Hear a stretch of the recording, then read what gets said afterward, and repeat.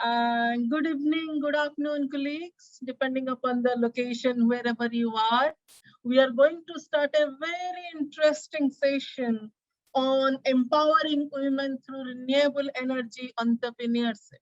And we have an excellent panel, which are well recognized, very impactful, and I'm sure you all would be eager to hear from them. So to start the session, maybe I will introduce myself first. I'm Parimita Mohanty. I'm working as a program manager, renewable energy in United Nations Environment Program in its Asia Pacific office in Bangkok.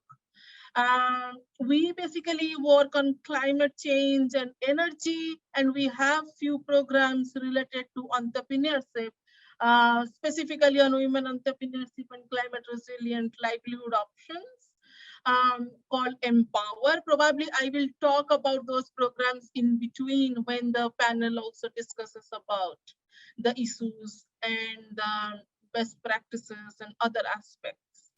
So without further delay, I would like to introduce to our recognized and very experienced panel. So I will start with Afshana. So Afshana Chowdhury is the Deputy Director of Center for Entrepreneurship Development at BRAC University. She has over 19 years of experience in the development sector with specialization in the field of project management, coordination, entrepreneurship, capacity building, as well as planning and designing different projects. She has established and is currently managing the Business Incubation Center, which has incubation facilities, training programs, seed loan facilities with no interest for young student entrepreneurs. Under her supervision, the center has been regularly arranging business plan competitions for the student-led startup. So welcome to you, Afshana. We are really looking forward to hear your insights and the learnings and experiences. And I'm sure the audience and the participants would be definitely would be beneficial from your experience. Welcome to you. Now let's come to Raluca. Raluca Dumitrescu is the head of MES Consult, the consulting arm of Micro Energy International. Raluca is an energy access and development finance expert with extensive experience in countries in Africa, South Asia, and Latin America. She has implemented numerous projects on solar home systems and mini-grids and has designed various interventions measures to intensify and improve the productive use of solar energy, particularly for energy vulnerable women. Raluca is a guest lecturer at the Technical University of Berlin and a doctoral candidate on the topic of community-based intelligent rural electrification, swarm electrification. Welcome to you, Raluca. This seems very interesting. I mean, the swarm electrification itself seems very interesting. And you have also worked in Africa and other regions. So it would be interesting to hear about your experiences and share few of those insights. So welcome to you. Now I will turn it on to Aziza Sultana, who is the head of operation of SOLshare. Aziza is leading the field operations, sales, after sales, customer relations, and production unit, has played a major role in establishing SOLshare in the local energy market in Bangladesh. Prior to joining SOLshare, she was a part of the management team of BRAC for over a decade, one of the most successful social enterprises in the world. She developed a couple of projects targeting 65,000 additions, livelihood improvement, and entrepreneurial capacity development during her tenure over there. Sultana co-developed the smart ownership approach at SOLshare with an emphasis on its female end users. Welcome to you, Aziza, Sultana, Mukti.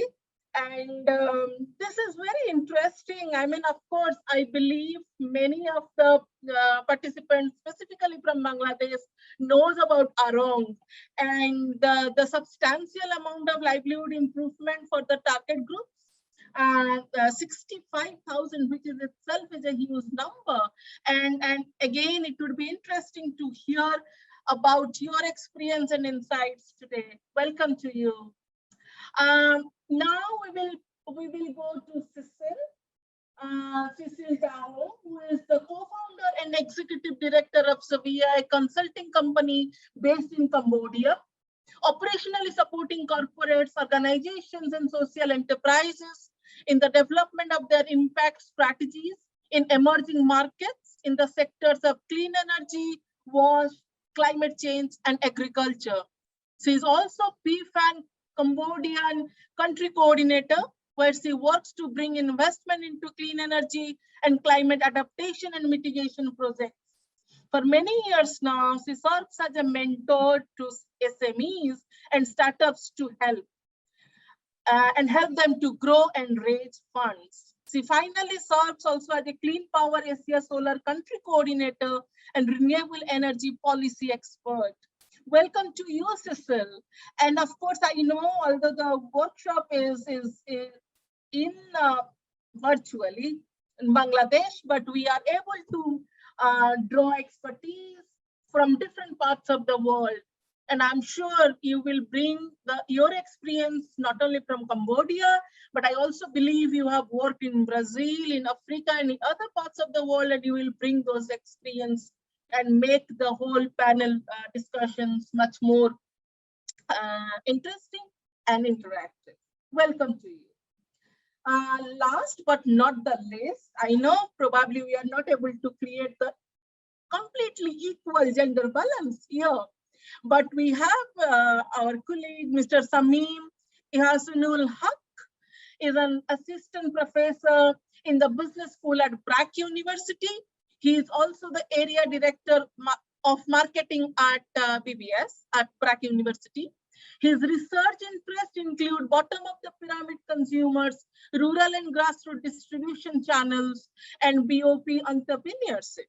Mr. Haque is also keen on the value that is derived from the collaborations and engagements of for-profit and not-for-profit organizations. He is an alumnus of US Department of State's Professional Fellow Program and a fellow of Government of India's iTech program in the area of social entrepreneurship. Welcome to you, Shamim. We are eagerly looking forward for your view to hear about your viewpoints in women entrepreneurship through renewables. And I'm sure with all those geographical diversity, expertise, and different gender balance, we have a very mixed and impactful panel today. I'm really looking forward for discussions with all those panel members. Welcome all, and welcome to all the participants as well.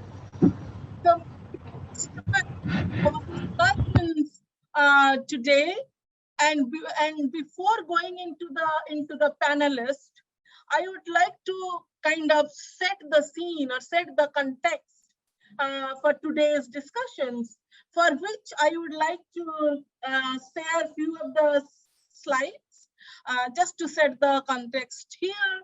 And I hope you are able to see my screen now. Okay.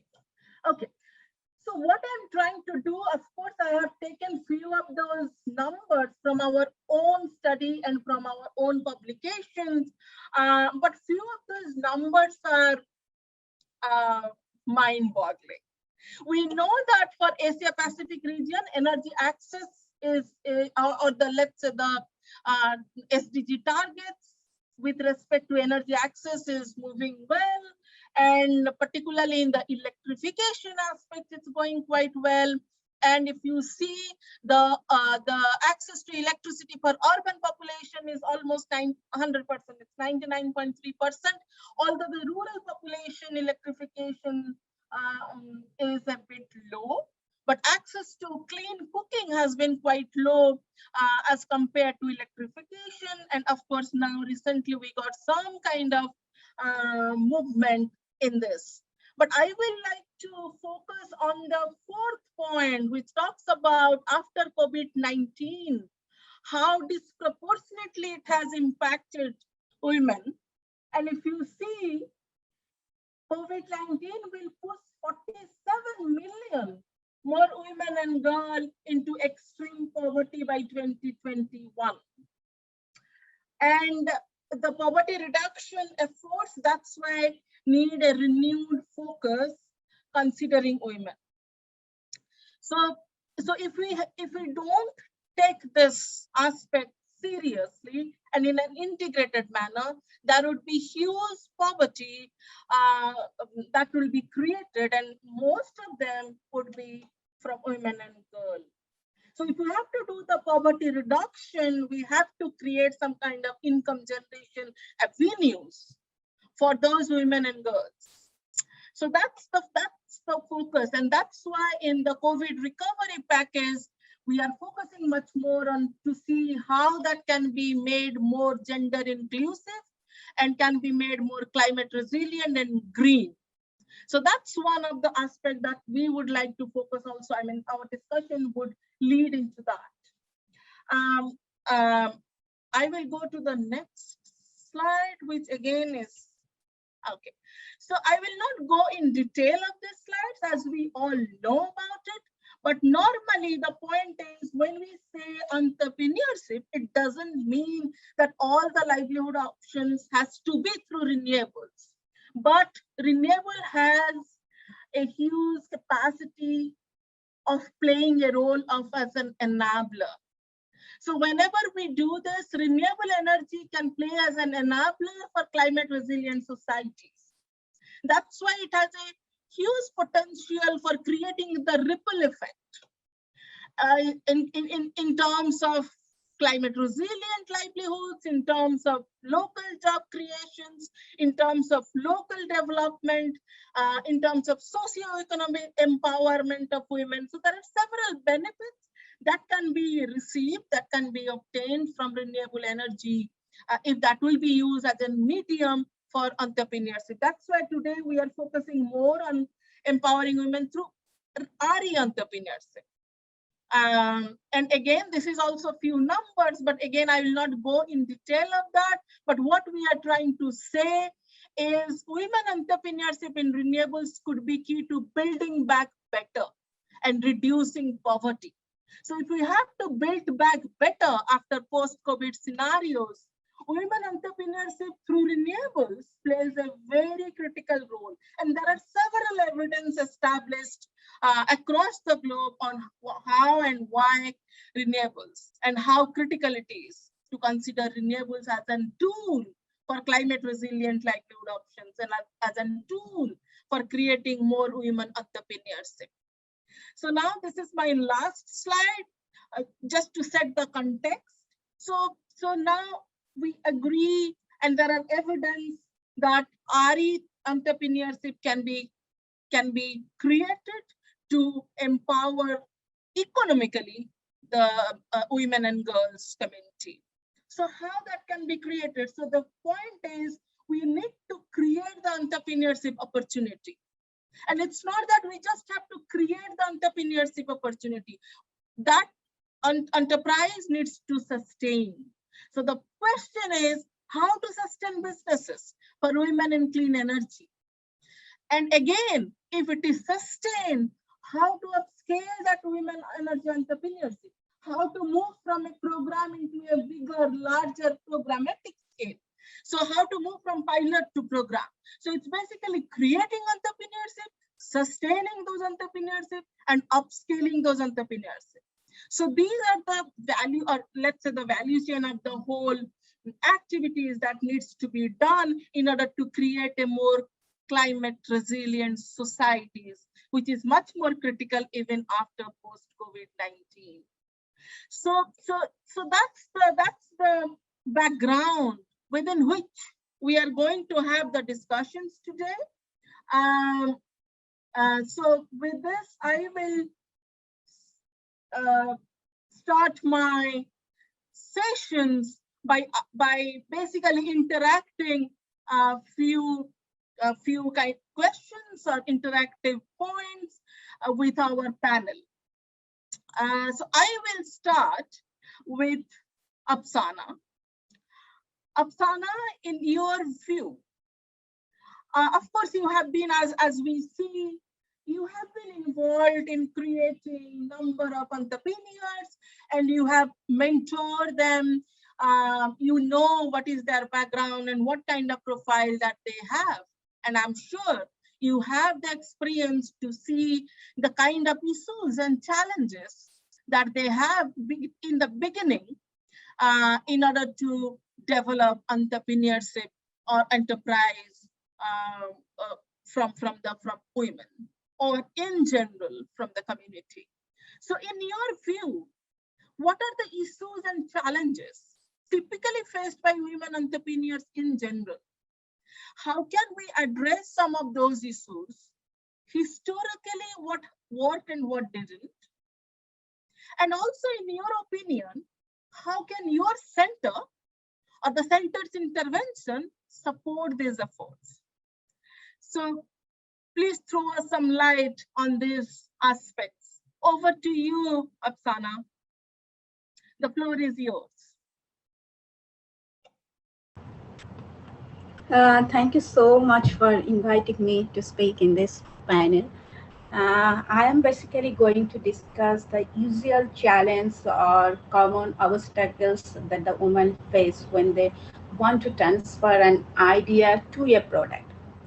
Though there are different challenges in different socioeconomic stages or levels, but there are some common issues that need to be addressed first.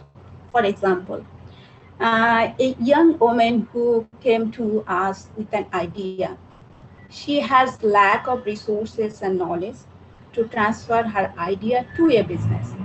She already had discussed her idea with a couple of friends. So all her friends said that it was a very good idea, but she did not know who would be her potential customers for a product or services.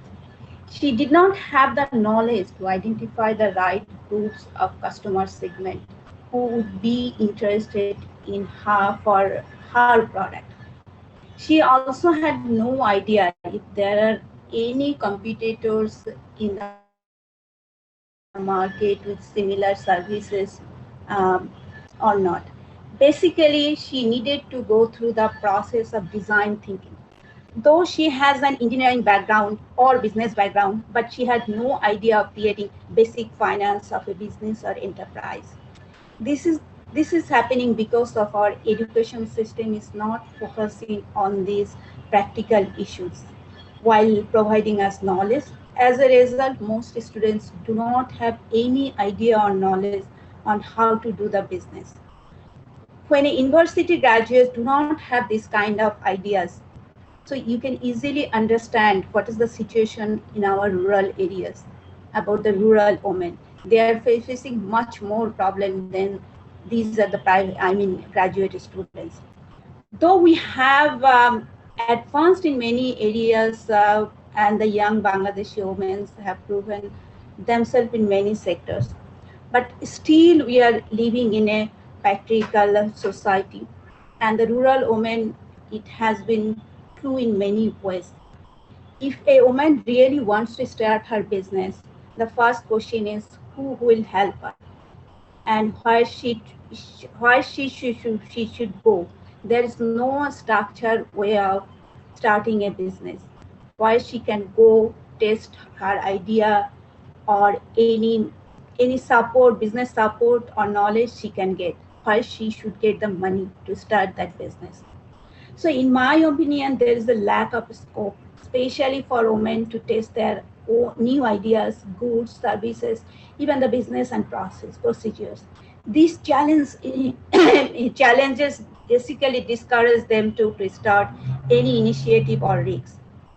But in other around, there has been a very little research has been done.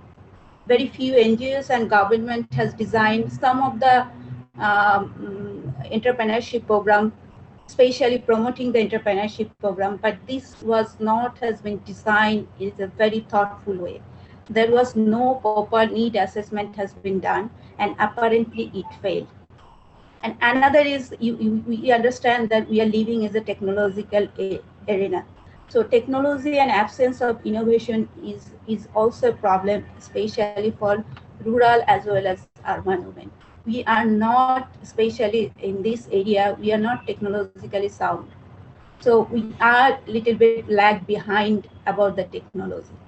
So but there are a few success. If you look around us, we can talk about the microfinance. This is the one of the chains maker game in Bangladesh happened, especially in rural areas. But problem with the microcredit, those are especially focused on income generating activities. That's why whatever they have been developed, I mean, women's, that has been stagnant in a stage. It not has been go up to a level. So in considering that situation, it has created very less impact when it's come on in a entrepreneurship situation. And also those women, they have started their business with or without very minimum formal education. So as a lack of business specific education, which pose the challenges for the sustainability and growth of their businesses, and fail to create impact on long-term entrepreneurship and especially on sustainability. So obviously there are we can address those issues in different way. One of the one of the important thing is capacity building. We need to implement or organize some of the capacity building program for those young women. We need to train them on technology and give access to technology.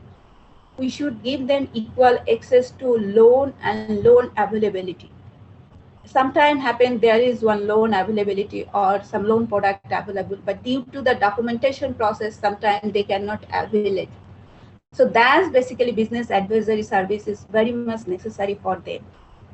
So there are few incubation center already here in Bangladesh, but this incubation center basically for very general kind of incubation center. Those are not going to help, especially for the women and for specific categories of women. If I talk about the energy sector, we have to create or develop some specific and very focused incubation center. Maybe this is not a very big structure, especially focusing on rural area, where those women can come, get the one-stop service, get the ideas, so they can take the risks, they can get the confidence. And so when they will see others member in that incubation center, so they will get certain kind of confidence. Yes, I can also start it. So that kind of example basically we have to set for them. So, and obviously policy advocacy is one of the issues here is absence. We have certain policies that is focused more on SME. So there is SME and there is difference between SME and the entrepreneurship. So policy advocacy should be good enough, and those who are working, especially in university and donor agency, they should push the government to come forward with any special policy, especially if you really want to find with the environment and all these things. What actually center so far has been done? At present, we are basically working with a very interesting project. We are providing online training to the public and private university students. The title of the training is Women Entrepreneurship for Promoting Peace and Social Cohesion. This is basically funded by the UN Women and implementing one of our another center, CPC, Center for Peace and Justice. So this kind of basically program we have to organize more, focusing on specific group of people. The center also organized different kind of specific sector-wise program. Like once we have organized a training program for beauty parlor owners. There are, if you look around the Bangladesh, you will find so many small beauty parlor all over the Bangladesh. So we train around 300 beauty parlor owners that how to bring more sustainability in that business.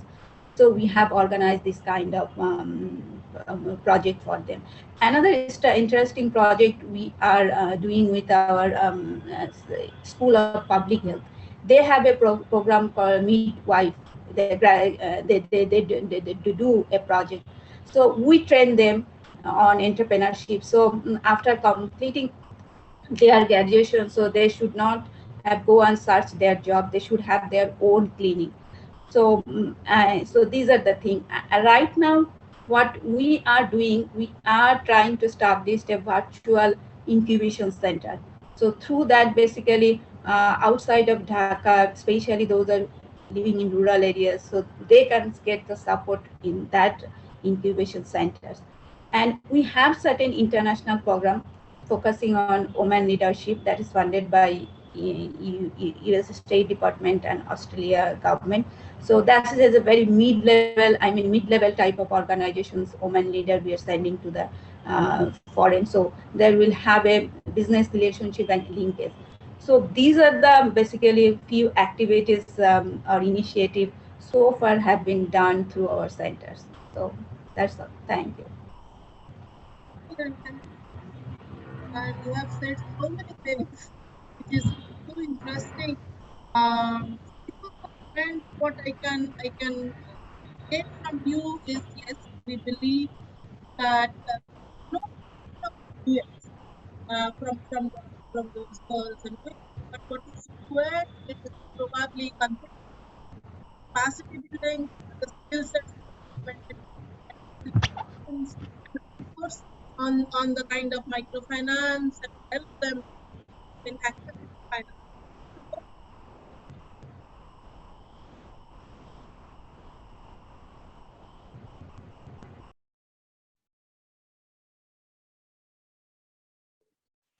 Sorry, is it fine now, or is there any background sound? Okay, uh, so Now it's so fine. it's fine now. So that's what I was saying, Afshana. There is no dearth of talent or ideas. So what is required is more on the confidence building and access to finance and skill sets and facilitations for those girls and women to come up that ladder and do their own business confidently. And of course, you also mentioned about policy advocacy, which is yes, which is extremely important. And I would just like to bring one point here that in Bangladesh, we at UNEP under our Empower program is going to develop the National Action Plan on Renewable Energy and Women Entrepreneurship. So the points what we are going to discuss today would be very beneficial, and of course we will have number of stakeholder consultation that would happen, and we will definitely bring relevant stakeholders like all of you to discuss further, so that all those, even you mentioned about those needs to be reflected on those policies. So we would definitely like to have those kind of policy where the ground reality will be reflected. About your online program and virtual incubation is also extremely important. And for the benefits of the participants, it would be nice if you have any web link or maybe any brochures, or if you can share that in the chat box, probably they will go through that and they will be benefited out of it. So with this, thank you so much, Afshana. I know probably we are managing well. I will now go to Raluca. And Raluca, you have done extensive work in energy access and in development finance. And of course, you have been developing number of different kind of business models and financial inclusion for women entrepreneurship. But specifically in this decentralized energy market.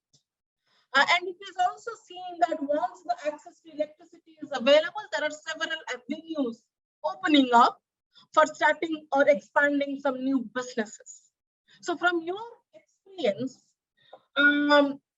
Can you please tell us or share with us on key learnings and best practices on the critical drivers which are responsible for scaling up of women's businesses with energy access? And where are the opportunities to create the nexus between women's economic empowerment and access to energy?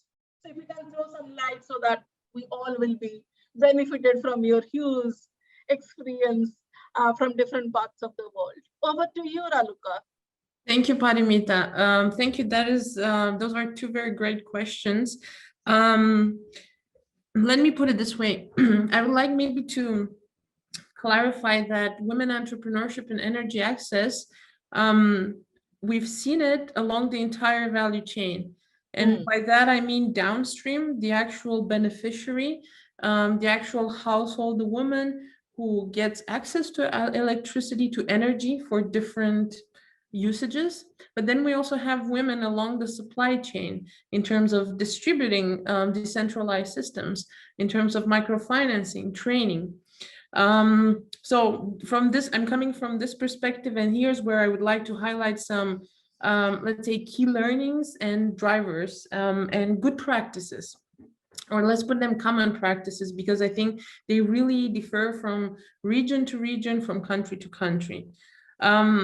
When we're talking about the women who have businesses in the upper side of the supply chain, I've seen, honestly, CEOs of solar home system companies, women who started their own microfinance companies, or different NGOs that train other women on how to better integrate electricity, energy for cooking in their day-to-day life. And most of these women actually come from a region, have a background where they were affected in a way or another by lack of energy. So they were vulnerable, and somehow this entrepreneurship, the idea of starting such businesses, came together with this background. That's one thing. Very important to mention that we've seen them also in very harsh environments, meaning in countries where there's absolutely no regulation, no support, no public support, or very little public support and private support for such businesses. Now, when we move a bit downstream, and we're talking about, if you want, the last mile, well, I think the situation is a bit more complex there. On the one hand, we have the sector, the energy access sector, who says, for example, the International Energy Agency says, okay, you are considered electrified in the rural area if you consume around 50 kilowatt hour per year per capita, and in urban area 100 kilowatt hour per year, which barely means tier 1. Now, are we happy with that? Is that sufficient? What sort of entrepreneurship, what sort of businesses can come up from this sort of definition of energy access? And here's where I saw a lot of innovation. For example, digitalization. This has played a key role in accessing different types of appliances, for example. In accessing knowledge about how to use these appliances, how to improve own livelihood, or how to create a small business. Because here, in the last mile, we're talking about very small businesses, micro businesses, whether it's a tailor shop, a restaurant, a haircut salon. So digitalization has played a key role. Another important role, this was also mentioned by Afshana, was microfinance.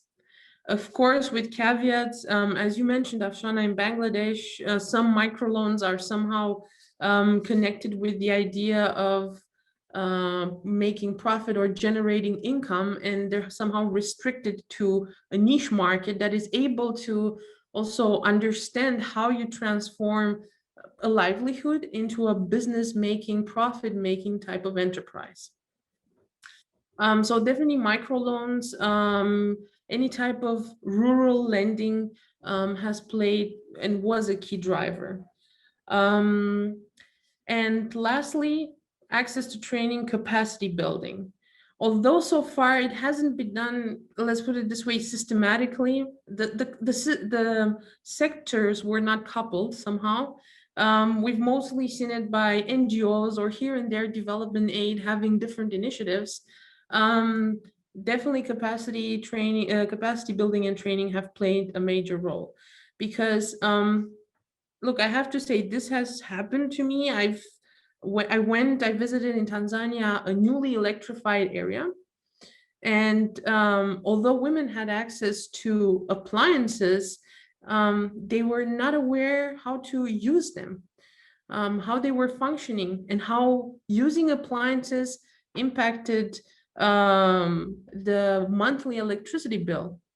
How would it impact the usage of other appliances in combination with some productive use? So there was little awareness on this, unfortunately. So I would say these are key learnings and somehow some drivers. And in terms of the opportunities, and we're at the nexus of women, economic empowerment, and energy access. I think a key role is diversification of energy usage. And looking a bit broader and not just using a light bulb or I don't know, a sewing machine, but thinking also in terms of opportunity cost. For example, what would it mean to use electric cook stoves? How is that impacting the livelihood? How is that impacting the time spent by women in the kitchen cooking and gathering, I don't know, gathering wood for a normal cook stove? And then looking also at the water energy nexus. I think this should be the next push, and not just seeing energy access as a standalone goal that needs to be reached, but rather connecting it with education, with water, with health. Because at the end of the day, women are the pillar of the household, of the community, and they are the ones who also have to are impacted and also can show much more resilience in any of these sectors, but such resilience needs to be enabled somehow.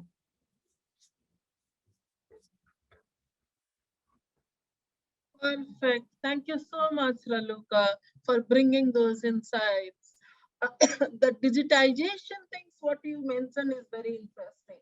I mean, with this advent of various digital and IT technologies, which definitely would help to make the whole value chain, I would say, or the interventions more effective, efficient, and definitely cost effective. So that's definitely a very important point. Another important point, what you mentioned, is on diversification of energy. Yes, that should be the way forward.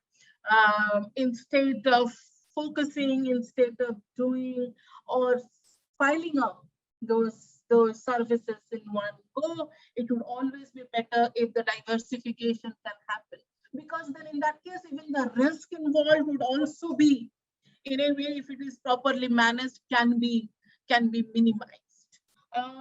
Your example, of course, from Tanzania was interesting.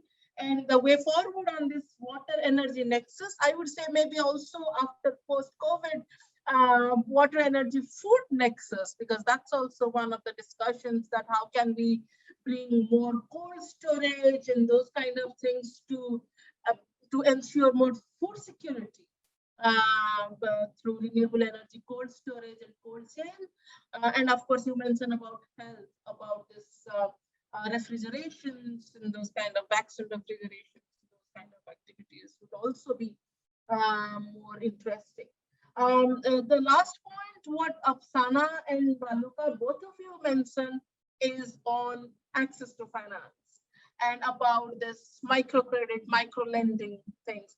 And that very naturally will divert us towards Cécile to hear from her Cécile being supporting social enterprises and women entrepreneurs, helping them to generate funds or finance and link to various business networks. So you, Cécile, you have heard the challenges. Of course, it's not that you don't know about it, but you also heard the same challenges from different parts of the world. And from your experience, what should women that are leading energy businesses keep in mind when they are looking to raise finance? And why should women get more access to business networks? So if you can just put some thoughts to us and to our audience, that would be excellent. Over to you, Cécile. Thank you, Parimita, and good evening, good day, everyone. So I think on this, we've touched a little bit upon the access to finance for the lower end of the financing needs. So we talked about microfinance here.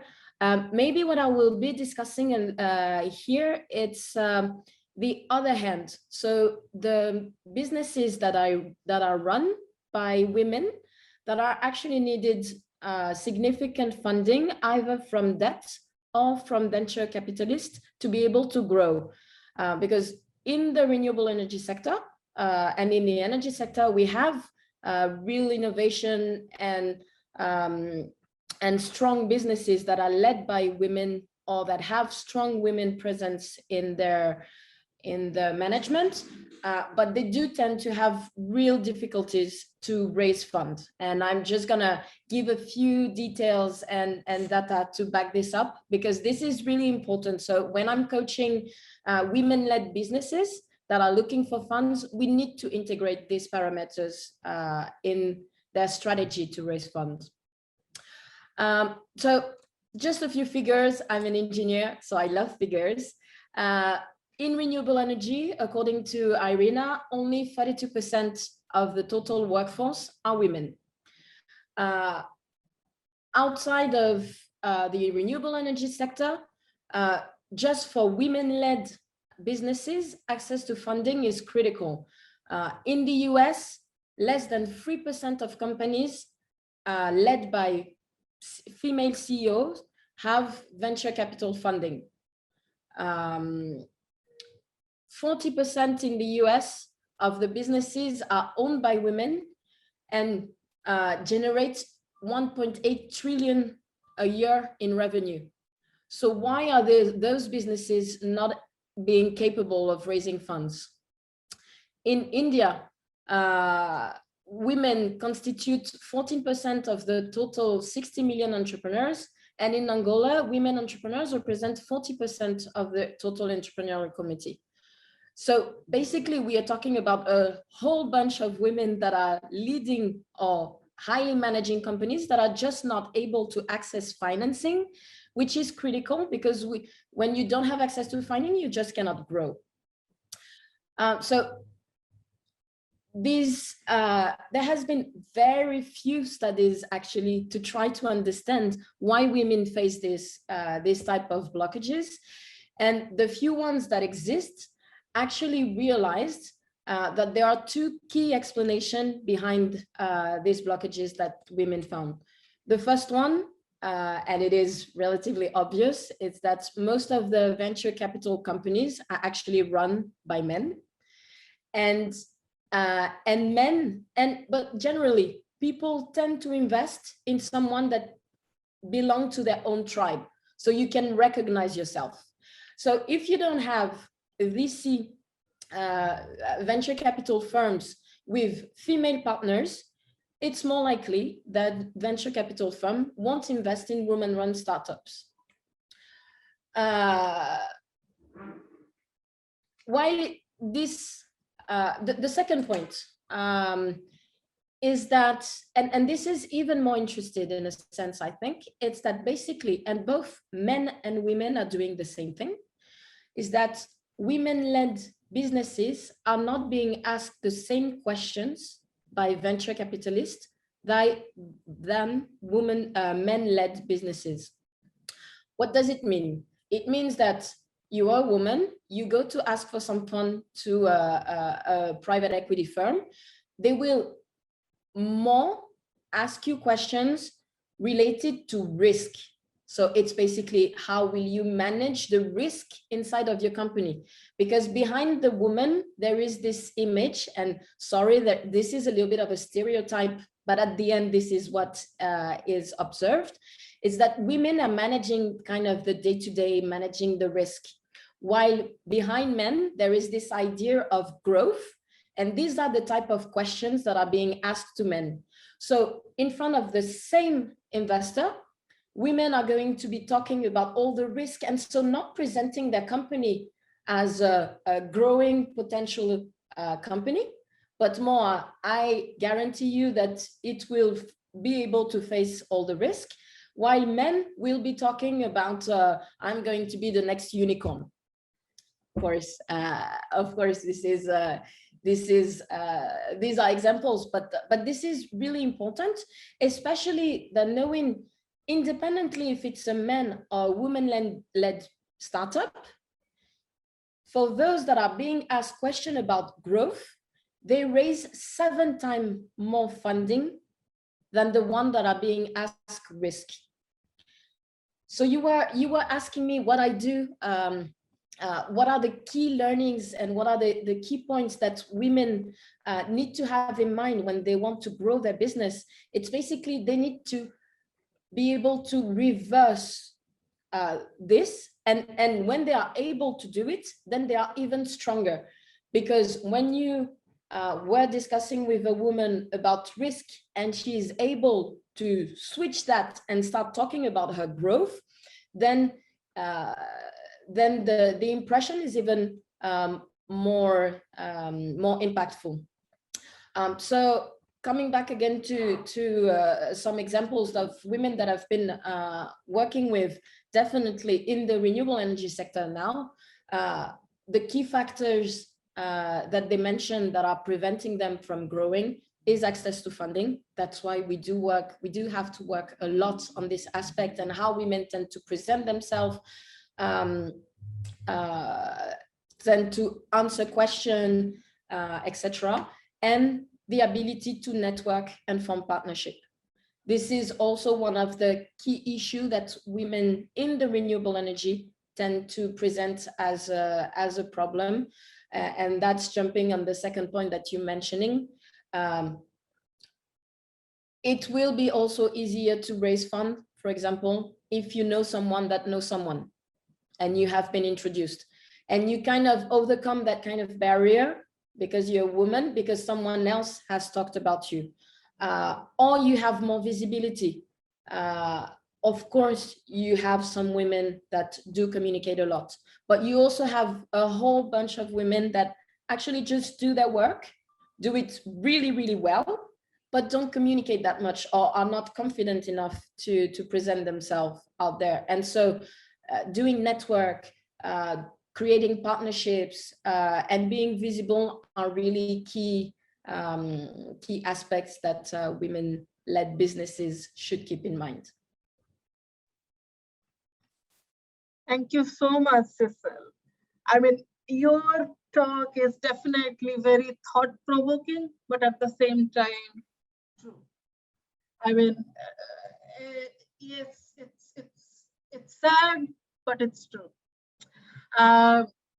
So this is interesting. And when you mentioned that the venture capitalists, they won't invest, I mean, most of the time, probably on the women-led businesses. Yes, that's something what we have been hearing from many startups and those who are into businesses. And this is also interesting to hear that the kind of questions that they pose to a women startup vis-a-vis a male startup is also interesting to hear. I mean, I can guarantee that the participants in our audience should also be equally provocated by hearing this, and to see what needs to be done and how differently that can be done, so that at least those things what you mentioned again is or needs to be reversed. And I also like your point on ability to network. That's important. That's very important. Many times we know that they have the capacity, they can speak, but they don't.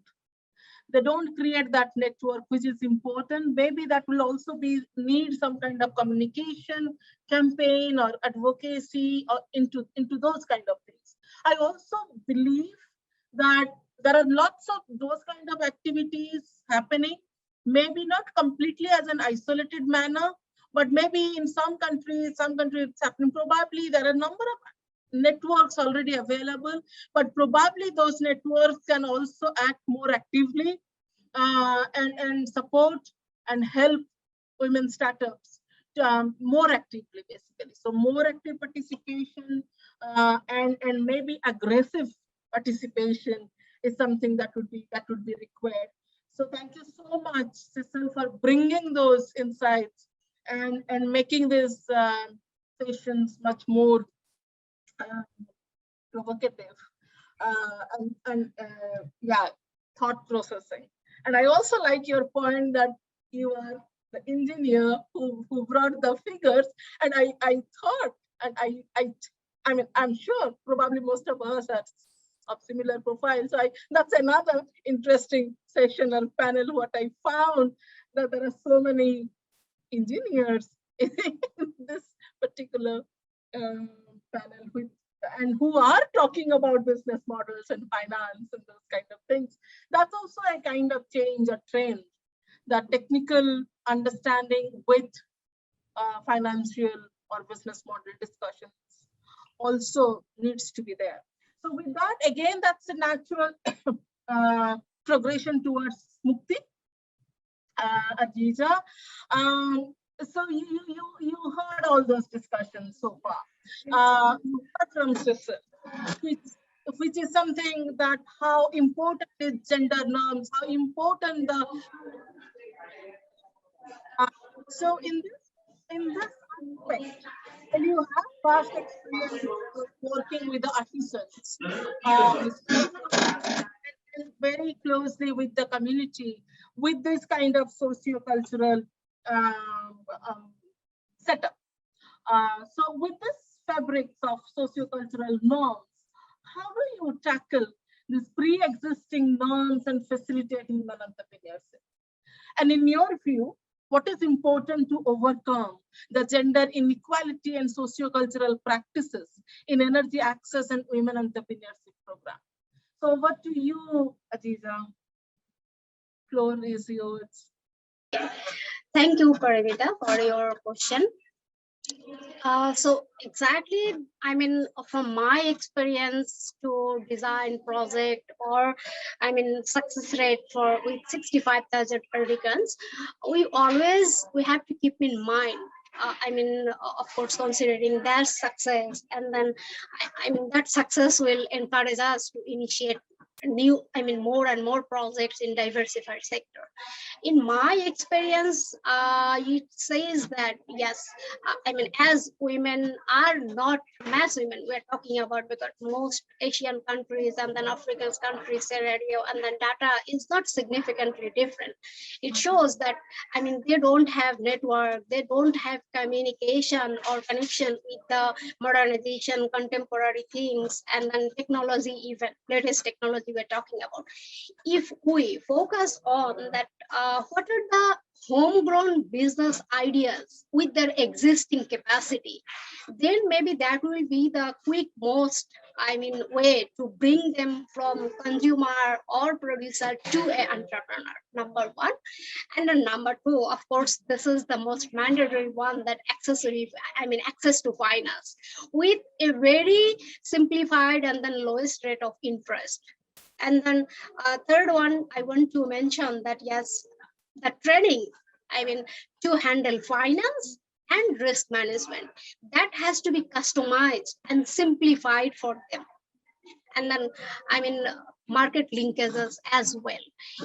If I give a simple example, whenever, I mean, many institutions or private, donor, or even public organizations, they are organizing training. Maybe less than 10% women are showing that encouraged to come over there. But if we can look into that there is not a single washroom dedicated for the women, and then there are no private areas. These are the very small things, very a bit of investment need to come. So there is the infrastructure to encourage them to join that training. And all the male counterparts, of course, they are dominating everything. Their ideas is different, and then women's ideas are different, and then both groups capacity is different. So it should be customized and specialized for, both entity. I'm not saying that, yeah, men should adopt the women one, but women are far lagging behind than men. So there one should be much more sensitively, designed, as they can, grab this and then they can implement this. And then now the question is coming that, yes, what are the, how we can basically this, overcome these issues.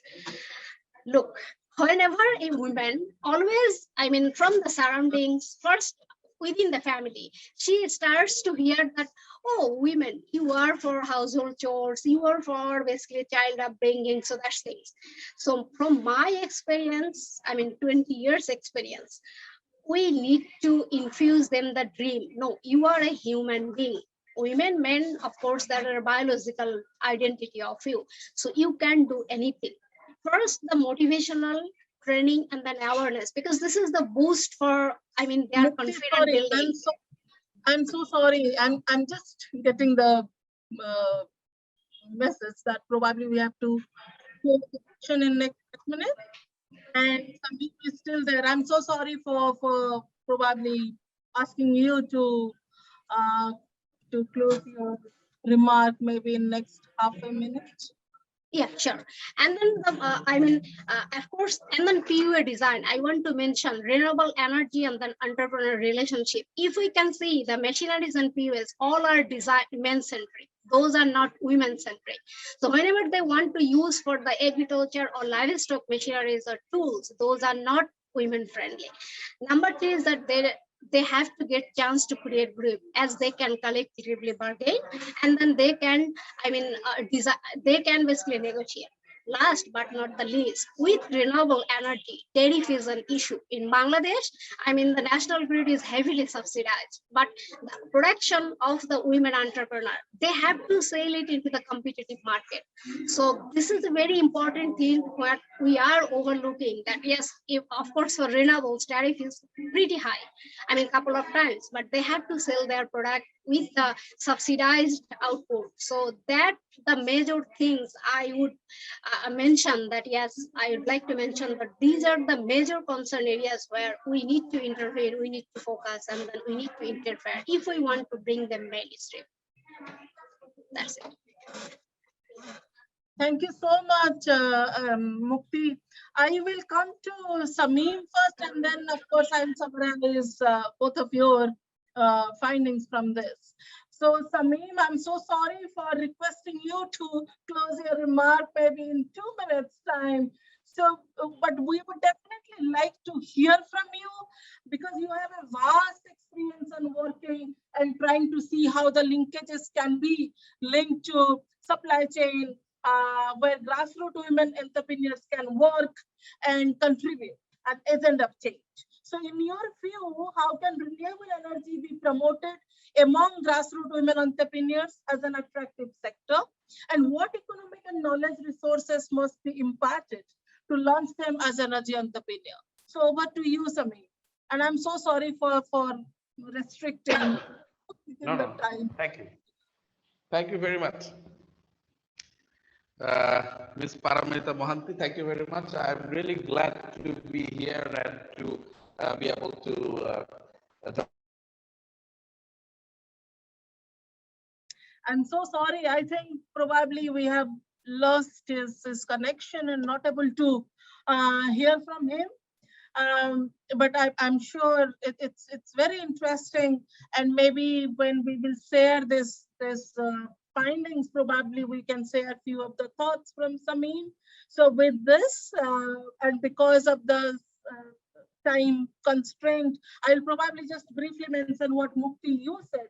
Very interesting point what you brought is how to make the inclusive and customized, contextualized training programs and advocacy programs, and how to make or use of the skill sets of the community to develop the enterprise itself, not to start something completely new.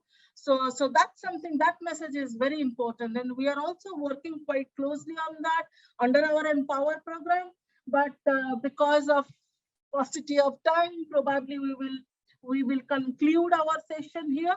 Thank you so very much to all of you for bringing all those insights and very thoughtful discussions. And I'm sure our participants would be benefited